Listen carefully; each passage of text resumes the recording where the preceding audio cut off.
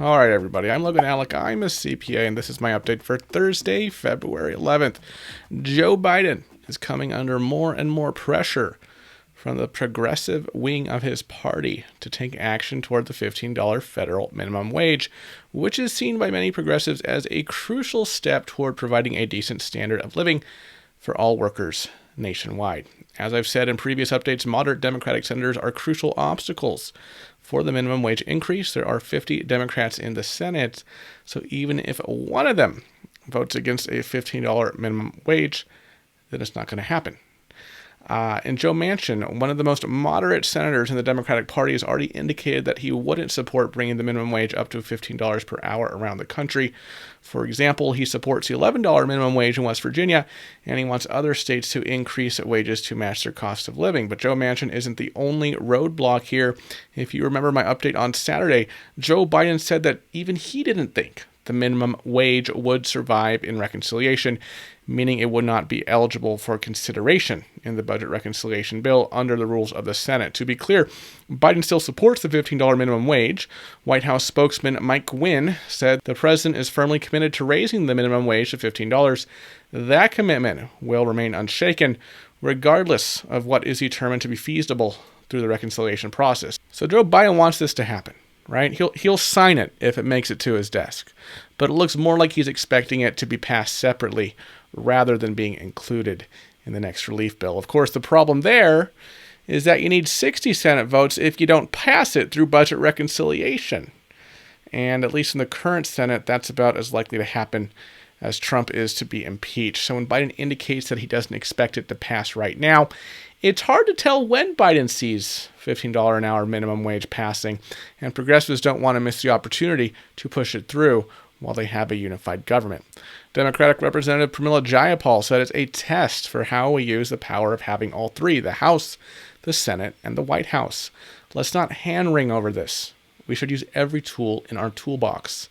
And similarly, Democratic Senator Bob Casey said, if it cannot be in reconciliation, if that's the determination that's made and that stands, it's really difficult to see it passing and getting 60 votes. So there will be pressure on the Biden administration to have Kamala Harris cast a tie-breaking vote and overrule the parliamentarian if the parliamentarian determines that the minimum wage cannot be passed through reconciliation. Of course, they'll have to find 50 votes just to get to that point where they need a tie-breaking vote. So this is mostly hypothetical, but it sets the stage for the negotiation between progressives, the Biden administration, and more moderate Democrats, right, who may be skeptical of the $15 minimum wage proposal. Nancy Pelosi indicated today that a minimum wage increase will be included in the House relief bill.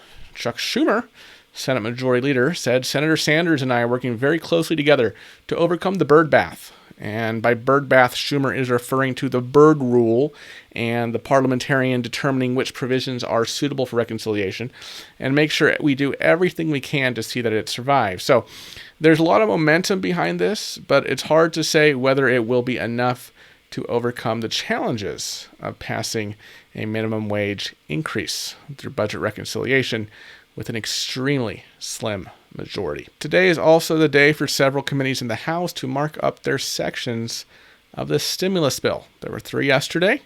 There are 3 more committees today with Energy and Commerce, Veterans Affairs, and Small Business. So let me get into each of those and what they've been working on in terms of the stimulus bill. Energy and Commerce Chair Frank Pallone gave an opening statement earlier today.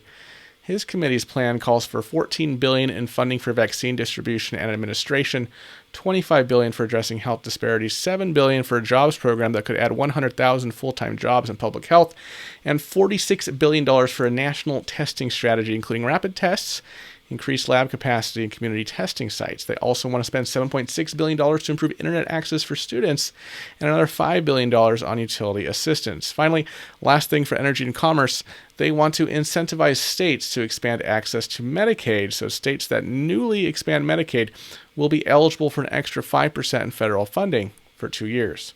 The parameters for what counts as expanding Medicaid are fairly complicated.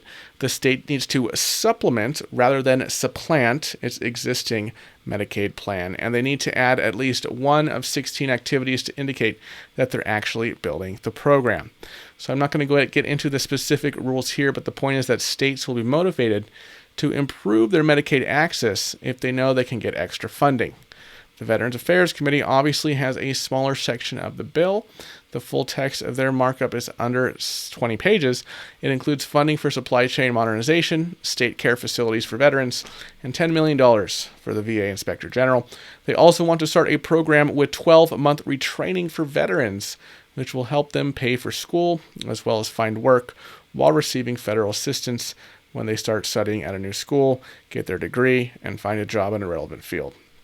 The Small Business Committee also finished its markup.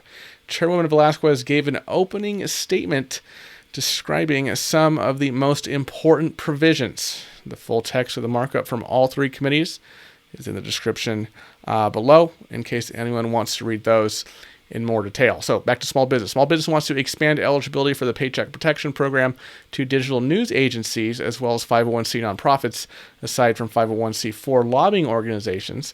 They also want to allocate $25 billion for a new small business administration program that would provide aid to restaurants, bars, and other food and drink businesses. There's another $15 billion that they want to earmark for targeted economic injury disaster loans, EIDL payments, right? Especially for those who applied and didn't get payments in 2020.